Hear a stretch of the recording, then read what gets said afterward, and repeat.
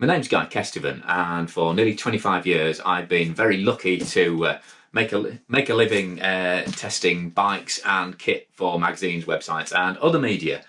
And generally, I rotate bikes through as fast as I possibly can in terms of testing, just to get comparison between all the latest trends and geometry tunes and stuff like that are going on. You need to constantly be rotating bikes through to keep on top of your game.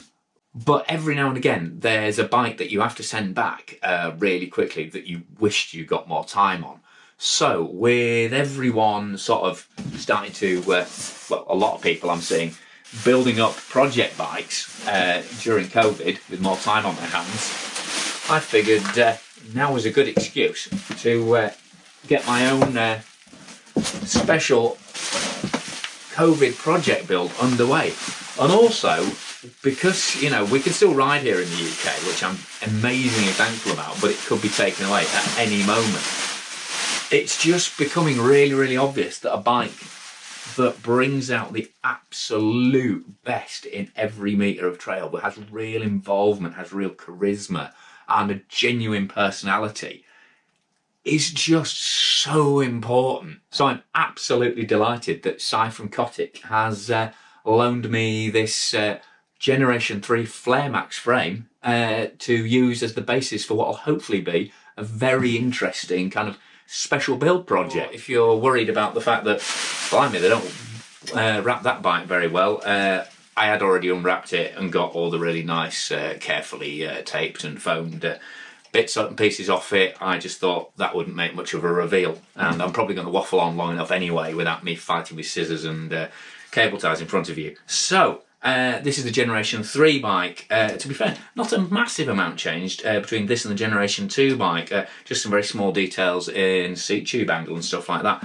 So you've still got this super long long shot geometry, 490mm reach on this large, and then it's 125mm travel, courtesy of this Cane Creek shock. I mean, just to say, this is a £250 upgrade over the standard X Fusion shock, but with the four-way tuning on it and the climb switch and just the general overall feel and sensitivity of the shock just matches this 853 front end so well, and this stiffer alloy back end so well. I'd say that's pretty much a must-have if you're looking at Cotic FlareMax, and the Rocket as well, any of the drop link suspension bikes. But this is, a really well-refined suspension system, just very fluid, it just works really, really well with this bike, because that 853 front triangle really does produce a very distinctive ride.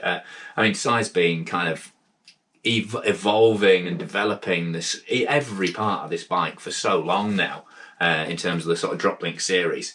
So you've got 44mm head tube, 35mm custom seat tube with a slight kink in it, so a really, really stiff seat tube through the centre of the bike holding it all together. And you can see there, really big barrel there for the linkage pivot to run through, and then good stout cross section down below the bottom bracket. The top tube is custom to Si as well, the oval form top tube with these bottle mounts up there. You get these little shuttle links there, they're made in the UK, that little alloy section there. And also then at the back end, like I say, it's an alloy rear end, just a bit stiffer, a bit lighter, and it means they can do some really nice machining on the chainstay yokes there. They're all hollow inside to save weight, and then a really nice dropout section with a Syntace style X12 gear hanger, so you can replace that from the top with this little, steady now, with this little bolt up top there. So loads of really nice detailing on this bike. But I'll put a link to the live ride review I did up here. But it's just the way this bike kind of just glues itself down onto the ground on turns. The traction from this thing is amazing, and yet despite the fact, a steel frame is inevitably going to be a little bit heavy. When I was unwrapping it before, I did put it on the scales and it comes in just over 4 kilos. So if you're looking at a similar travel bike for something like Santa Cruz, that'd be probably a kilo lighter than this. And a lot, some aluminium bikes will probably be a kilo lighter as well. But you're getting a warmth of ride and a connection that I just found totally addictive when I was riding it, which is why I was gagging to make any excuse to get one bike as soon as possible. And thankfully, Si was really good enough to lend me this frame to build up. So in terms of the bike, like I say, 125mm travel. It's a 29er now, dedicated 29er, so it'll take a 29 by 2.5 tyre. And so yeah, you know, a really good practical bike as well.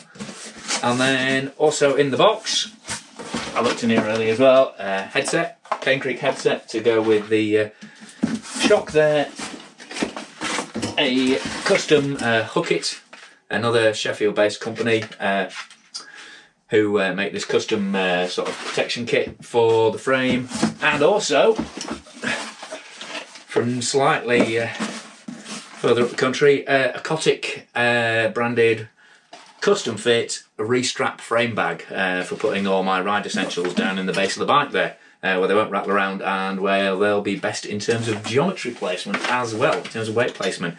So this is the first stage of what's hopefully going to be a really interesting and exciting build-up. Like I say, steel has a great vibrancy, a great life that's really, really hard to match with alloy or carbon, and that's what's really, you know, drew me to the bike and connected me with it.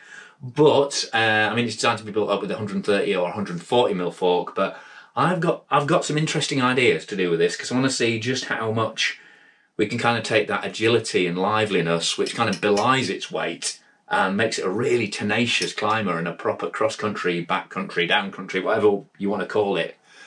You know, yeah, it is a predator in a weird way. It loves hunting people. I mean, I love hunting people down on the trail.